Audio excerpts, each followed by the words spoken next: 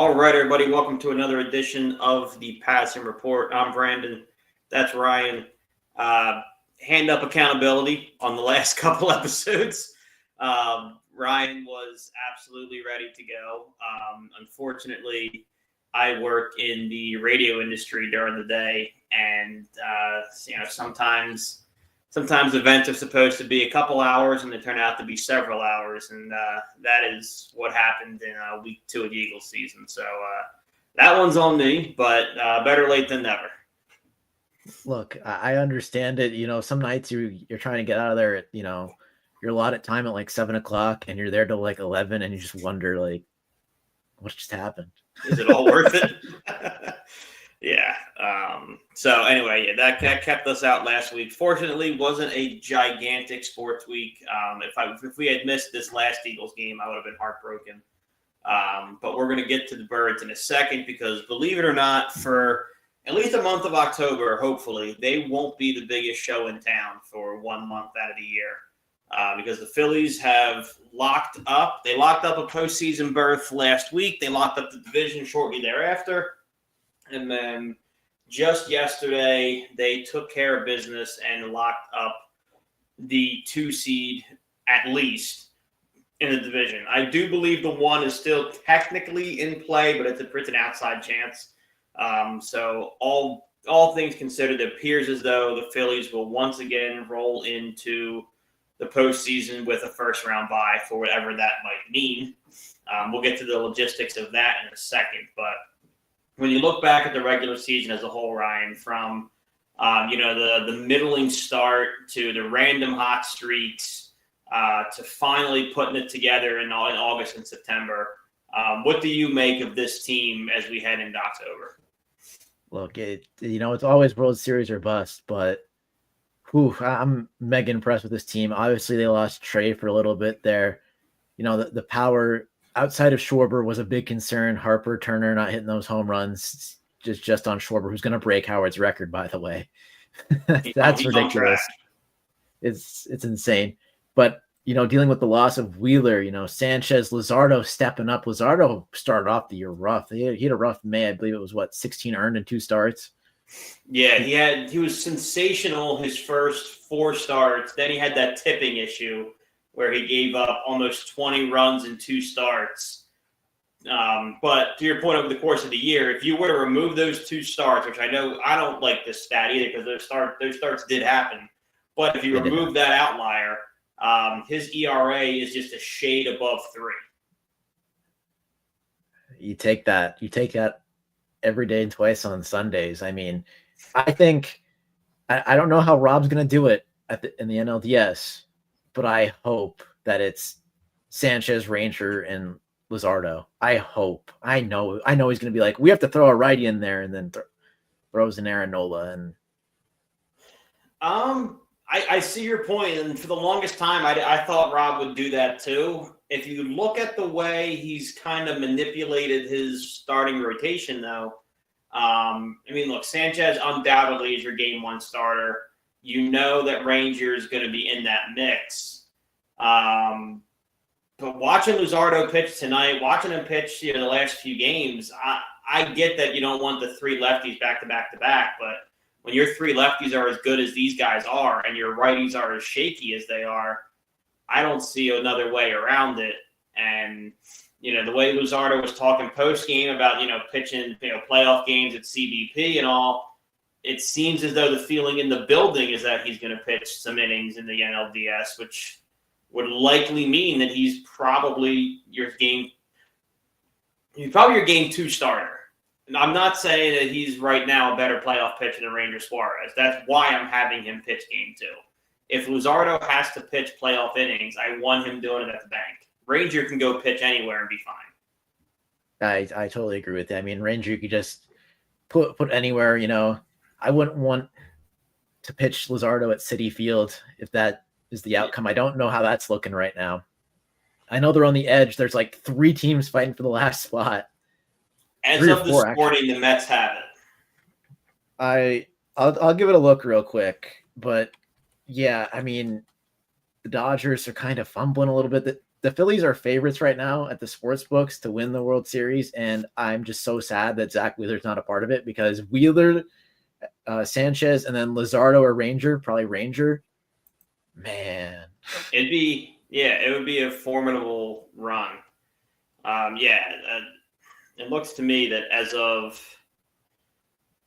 right now, the Mets are still in. Yeah, but they lost a big one last night, didn't they? Yeah, even if they did, coming into today, they still had that slot. Yeah, I'm gonna check in real quick. They're the third wild card with a half-game lead on the Reds. They are winning right now, and I don't think the Reds won today, but the Mets are up 8-2 in the 6th inning. Yeah, so they'll keep that half game. So it looks like it's gonna be Dodgers Mets in the wild card series to play the Phillies. I don't like either of those. No, I'm with you. I personally, the weird voodoo magic aside, I'd still rather see the Mets than the Dodgers. People, and look, it was a great series win against the Dodgers. But when you break it down and see where the Phillies runs came from, their starting rotation completely dominated our lineup. We hit under 100 against their starters. Now, against the bullpen, they came alive and scored a bunch of runs. But I think people look at that series and go, oh, we just beat them. We can beat LA. We were no hit at one point through 6 before the bats came alive. And the Mets starting pitching against everybody but the Phillies is god-awful. So I'd almost rather still see the Mets. It's tough because the Dodgers have been super, super shaky. I think they're 6-4 in their last 10, but still, I don't know. I'd love for the Reds to get in there and upset the Dodgers. As much as I'd love that, I doubt it's going to happen. Yeah, we're going to have a tough. It shouldn't be tough. I mean, the Dodgers are insanely talented, so we shouldn't want the Dodgers under any means necessary. I do understand where your head's at, though, where the Mets have some weird voodoo against us where they suddenly become the greatest team in baseball. It's so strange. It's really strange. I mean, that whole Citibank fiasco or Citi Field fiasco the last time we went out there with the boom mic and everything. Yeah. Look, if the Phillies do their job at home, take both your home games, then Citi Field becomes a lot less scary. I don't want to see anyone in the NL, and I don't know if you agree with me. The NL is just so much better than the AL. Do you see that playoff graphic they posted 2 days ago? It was like the NL is just all set, and the AL is just the Blue Jays. Oh. Come on, man. What's it called? The Mariners clinched today. They're looking good. Yeah. But to your point, the NL is, but even so, I forget who I was talking to about this. The NL is much better than the AL this year for sure, but there's also not that one team that is kind of like the destroyer of worlds. I mean, for most of the season it was Milwaukee, but they've really come back down to earth in this last month to the point where they let the Phillies back in the hunt. Now they'll probably still keep the 1, but they definitely aren't the same team that they were back in June, July. And then you look around the rest. We just talked about the Dodgers are flawed. San Diego has all the potential in the world, but they haven't played up to it yet. The Mets, star power, no starting pitching. There's every team kind of has their flaws. So it almost feels a little bit to me like 2023 again, where the road is laid out before you. There's not this imposing force that you're afraid to go through. Look, I agree with you, but it's so much easier to say that back then because we saw how we have 2020 vision now. We saw how it all played out. We saw, Arizona the next season. We saw Texas the next season. The Dodgers are still going to be a tough out. The Mets, I don't know about the Mets. And maybe I'm changing my tone here a little bit. I just know how they could be against the Phillies, and I know the Phillies struggle away from home, but to your point, though, I'm excited for this postseason. I just need to see. Do we have confirmation on Trey coming back for the start of the DS, right? He'll be fine. Yeah, but we need to put Edmundo Sosa in that lineup somehow after last night. Yeah, well, that's another fun way to look at it. and we'll jump around a little bit. But the last roster spot's a worthwhile question, and the two names that are kind of up in the air are Otto Kemp and Johan Rojas.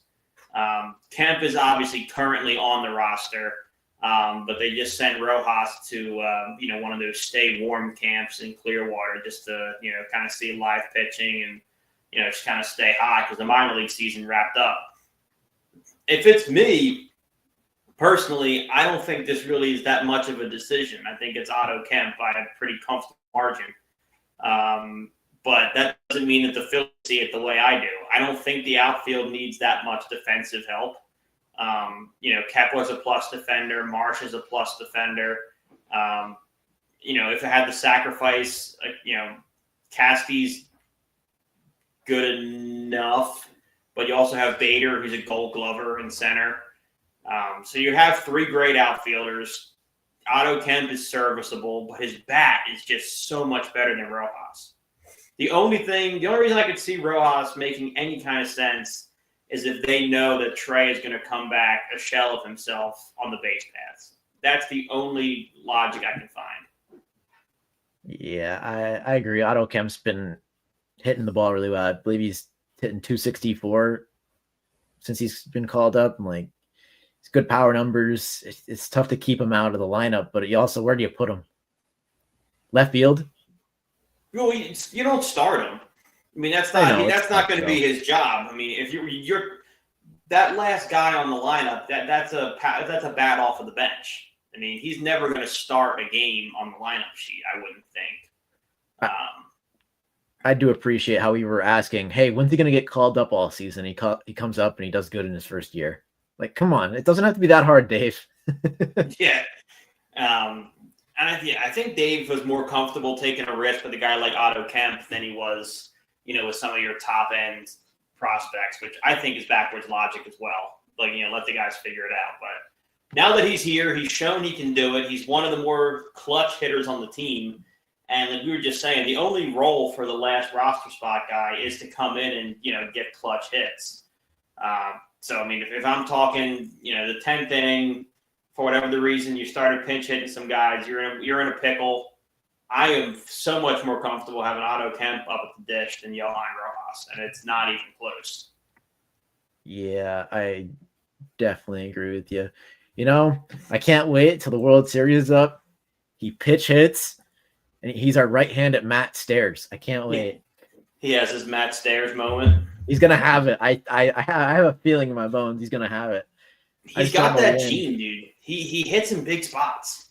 He really does, and it's encouraging to see. I just wish, I hope Casty comes to play this postseason. That's what I hope. We've seen him get hot. Remember the Braves in 2023 when he basically turned into Lou Gehrig for 7 days? It was. I'm never gonna forget that series. I may be an Eagles fan through and through, but some of those moments for the Phillies, the Rhys Hoskins bat spike are gonna stick with me just as much as the Super Bowls, maybe even more, because it just in the moment, it was crazy just experiencing it with people. Yeah, the pandemonium was unmatched.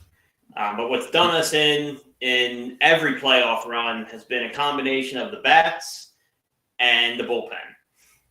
So this year, it felt like, in August that we had really hit our stride bullpen-wise. Kerkering had found it. Duran was untouchable. Robertson had turned the clock back, and he was in his 30s again. Matt Strom's been good. Tanner Banks has been great. I mean, everything was just kind of clicking, and all of a sudden, we were 6 deep in the bullpen with guys he felt good about. Unfortunately, then September happened, and Kerkering kind of fell off the rails. I saw a stat where in his last 5 games, he has 4 runs charged to him. That's not good out of the pen. David Robertson was similar with his runs almost matching his innings. Duran blows 3 saves back to back to back. Hopefully these guys find it. That is where it is kind of nice to have that bye. I think a little bit of this could be arm fatigue, especially for Kerkering, who hasn't been his best. But he's also been asked to do an absurd amount for a guy who's only been doing this for 2.5 seasons. Once Jose went down, he became your closer, your high leverage guy, your everything. So I think getting him some arm rest. Robertson was on the shelf for half a season. Getting him some rest will be helpful. I think Duran, I'm not sure what his problem is. Maybe it's mental or whatever, but I don't think this break is going to benefit anybody as much as it will those guys out of the pen, because they've been slipping pretty hard at the end of September. Yeah, it's unfortunate. And if the bullpen is the undoing again, I don't want to see what these fans are going to be like. I'll be mad. Please don't get me wrong. I will be furious. But it's also going to be really hard to blame the organization, because there's enough talent in this bullpen. They tried. Like, what are you going to do? They went out and did exactly what we asked them to. Yeah, I know. It's just so tough. I mean, you go and get Duran, top of the line closer we've been begging for. You go get Meza, who's been a pretty good bullpen piece. Tanner Banks has turned into a gem. You came into the season trusting Strahm and Kerkering. Like when I look at the bullpen, if they do implode, I'm not really going to look at Dave Dombrowski and go, "You did this," because there's enough talent back there. Oh, I agree. It's just the fans are still going to be angry. Oh, for sure. No, I'm not saying you're wrong, but this is the window. We talked about it so many times on here. This feels like the last shot, and they're the favorite right now because they're hitting their stride outside the bullpen. It's just so tough if they don't get it done here. You've squandered 23, which was, we talked about, an excellent chance. You've kind of squandered 2022, which, I think they sort of ran out of magic in that year, so I'm not really blaming them. The bats ran out of steam. They were so outmatched. You're so outmatched. But then you come back 2024, you get the bye. You get absolutely crushed at home by the Mets. Yeah. Absolutely ran out of your own building by the Mets. And it's just, there's only so many chances that you have. And this feels like the last one. Like maybe next year, but Wheeler's, who knows when Wheeler's going to come back? We don't know. He just had his surgery. Like, it's tough. You're coming into the season already guaranteed to be down your ace. I mean, Sanchez has looked the part and he's ready to step in. But you can't replace Zach Wheeler 1-1 like that. He's one of the best in the game. So you're going to be down your ace. JT has put together a better second half, but his power numbers have fallen completely off the table this year. I mean, I think he's got 11 homers. It's 12, but still, you're in the ball. You're in the right ballpark, and it's still not the ballpark you want to be in. Yeah, so you're seeing the decline there, even though he's fighting it better than almost any other catcher has ever fought Father Time, but no one's invincible. You got to figure, you're looking at contracts. You got to pay Kyle ideally, but you could lose Sosa, you could lose Bohm, you could lose Ranger. So to your point, like this team right now is as complete as the Phillies are going to be for quite a while. And I also think they're the most complete team left in this field. I mean, we talked about some of the glaring issues with these other teams. They had Wheeler, dude. They had Wheeler. If they had Wheeler, they'd be unstoppable. But even so, I mean, we just rattled off 3 guys. How many other teams are as comfortable with their starting rotation as we are right now? That's true. Maybe LA? Maybe. But who knows? Honestly, out of the guys you mentioned for free agents, obviously outside of Schwarber, because Schwarber's number 1. Yeah. My number 2 for priority would be Ranger Suarez. I don't think you could let him walk after what happened to Wheeler. No, I think that changed everything. I think you got to keep him somehow. So we'll talk about that more in the offseason episodes, but I just wanted to say, like, out of the list of priority guys, obviously Schwarber reigns alone at the top, and then it's Ranger. Yeah, I'm with you.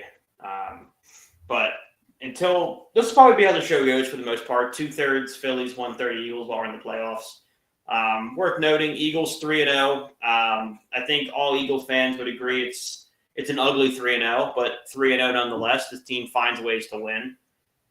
But it kind of has the team's not quite as broken, but it has 2023 vibes where, are we 3-0? Yes.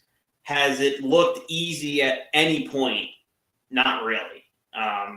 Offensively, the O-line has been uncharacteristically shaky. I saw today that their PFF grade is about a 60 right now, which is not the standard you expect at all from the Philadelphia Eagles O-line.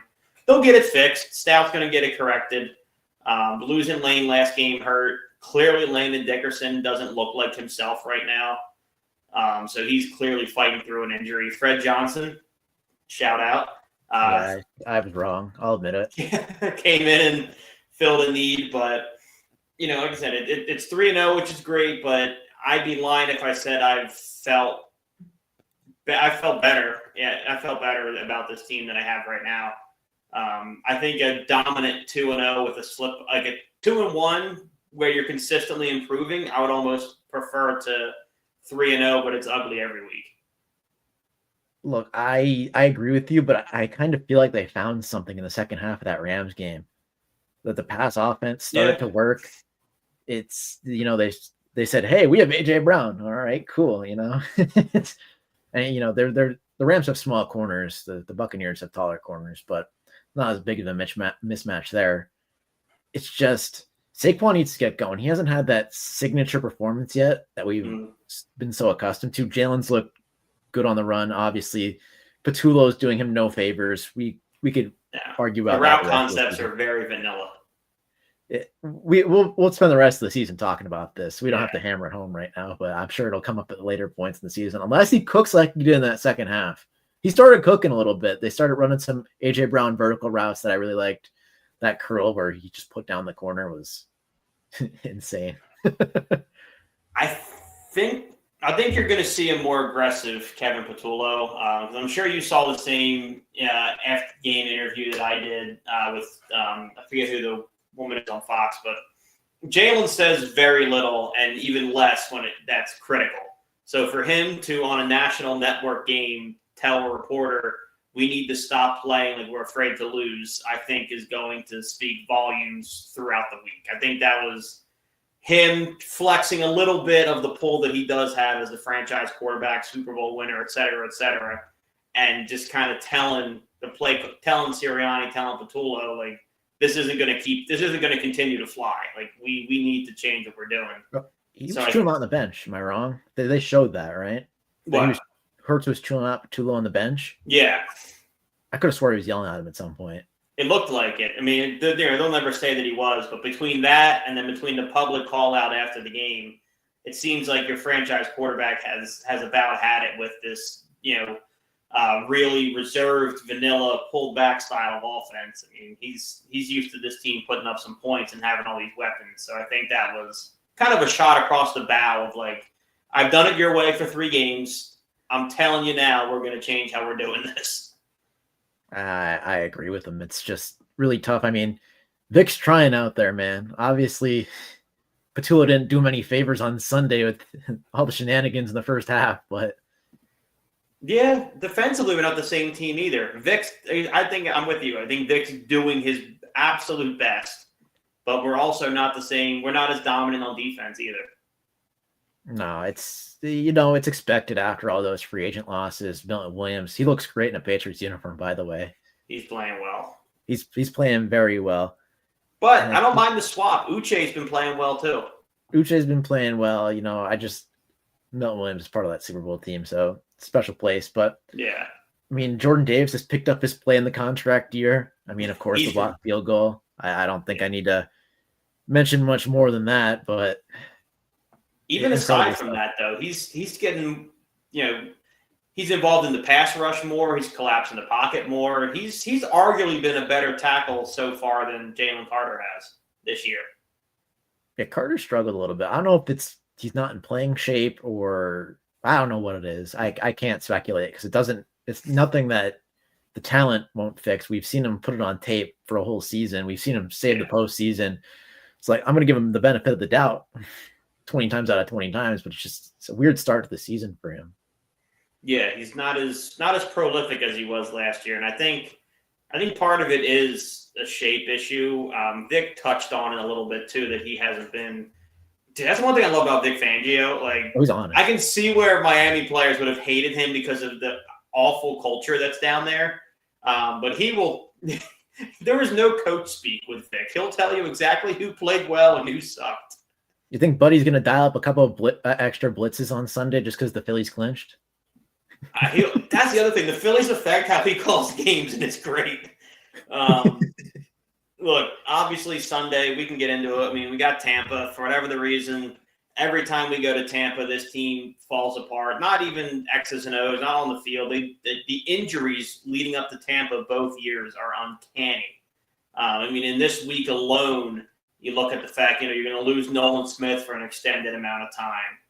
I'm trying to think who else. Obviously Landon's banged up. Jacorian Bennett's out. Remember last year we went down to Tampa minus Devontae and AJ. It's whenever we play Tampa Bay, the injury bug hits this team. So I'm fully expecting a loss on Sunday. Yeah, I was scrolling through Twitter. I'm like, all right, we have some injuries. And then you just see Zach Bond in a leg brace. I'm like, what are we doing? Yeah. He had two did not practices. John Campbell popped up on the injury report. I mean, the Bucks are hurting too. So, I mean, they're down Mike Evans. I don't think Chris Godwin's going to play this week. I could be wrong, but he might come back. It just looks rough for both 3-0 teams with the injury bug, and it's every year, man, with Tampa. I'll scroll tomorrow and there's going to be someone else on it. Yeah, that's why I don't get what it is about them, but it could be a big day. It's going to have to be a big day for Saquon. Like he said, we're still waiting for him to burst out, but I don't know. I mean, I have to keep reminding myself that this time last year, everybody remembers how great Kellen Moore turned out to be down the stretch when he found his footing. But the offense looked disjointed last year early on. So I'm trying to keep reminding myself of that, trying to give Kevin Patullo, the benefit of the doubt. Like you said, he did kind of find his bag a little bit in the second half. Hopefully that carries over. And I think it's just, the Super Bowl was so dominant. You come back thinking like, God, this team is unbeatable. And it's been a bit of a reality check, I think, for myself and a lot of other Eagles fans. Yeah, but they're still winning. That's the thing. It kind of feels like 23 in a sense, but the Chiefs' victory, they were on the ropes a little bit, but the Chiefs, I don't know what to think about them at this point. That's going to be electric, by the way, this weekend. It's them or the Ravens falling to 1-3. So looking at prospective Super Bowl opponents, it's going to be an interesting one. But yeah, they just might not be good. It just might not be good, and it's I don't know what to say about them. But the Rams, they had us, on the ropes, and Jalen came back. He orchestrated basically a perfect second half. Yeah, the block kicks, won them the games. The D tackles did. They clearly saw something. So I was going back. I forget who the Rams played in week 2, but it was very evident that there's that weak spot where those two D tackles attacked. So yeah, it was on the tape. Yeah, I was watching. Pat McAfee did a good breakdown of it, and he went through all 4 prior field goals, and you could see how close that they got to each one. I mean, they were always within 4 or 5 inches of a block, so they knew that he was kicking low. Like to your point, they knew they could overpower that guard spot. And once they both realized, you could see the shift on that first block kick. They lined up pad to pad and went 2-on-1 to try to overwhelm that one guard. And once it worked once, then they knew they had the code. And it certainly helps that Jordan Davis could play center in the NBA. So him being able to get up there is nice. But, the block kick, they do find weird ways to win. I think you're right. I don't think Jalen, because of the way that they won, gets enough credit for how just perfect he was in that second half when he needed to be.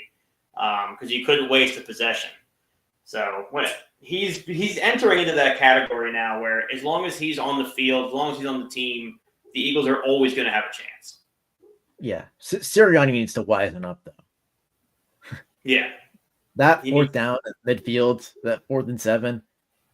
I'm adventurous as anyone. I yell at my TV. I'm like, unnecessary. There's random games. I'm like, go for it. You're going. And it's usually like a 4th and 3 scenario, like you're down by the goal line. It's 4th and 5. Okay, go for the touchdown, try to put it away. This was 4th and 7 at like the 40. Yeah. Like, let's not lose our heads here. That's not what I would have went for, but no. Gotta respect it, I guess. I don't know. But they won. So we're 3-0, much worse places to be. It's not always pretty, but if you can win ugly, hopefully once they get dialed in, then this team's going to be damn near untouchable. It gets easy. It's going to get easier. These guys are winning the hard ones. Chiefs weren't expected to be easy. The Rams weren't expected to be easy. The Cowboys were, but they kind of struggled with them. You still got 2 games against Jackson Dart and the Giants. Who knows how Jackson Dart's going to look? We'll see that this weekend. You still got 2 against the Commanders. I think they're a little shaky even with Jaden Daniels coming back. So, like, the schedule is going to ease up a little bit. You still got some tough games. You got the Bills. You got the Lions who look great on there.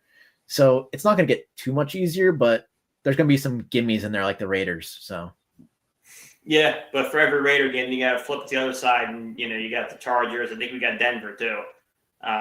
Denver's not impressing me thus far. The Chargers, that's gonna be a problem, but Chargers are gonna be tough. So yeah, it's a tough schedule. There's no way around it. But to your point, winning those games against those teams aren't going to be shootouts. They're going to be ugly. And if we have all the experience in these close games coming from behind, I think that can only help when we get to the real teeth of the schedule. Although the Packers are on there too. I'm looking right now.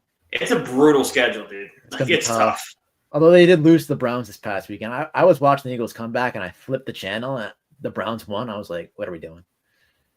That's an outlier. The Packers are still an insanely talented team. Oh, they're still insane, but you have the games against the Commanders at the end of the season. I think they'll be fine there. The Bears at the end, the Raiders at the end, the Giants in the middle. Yeah.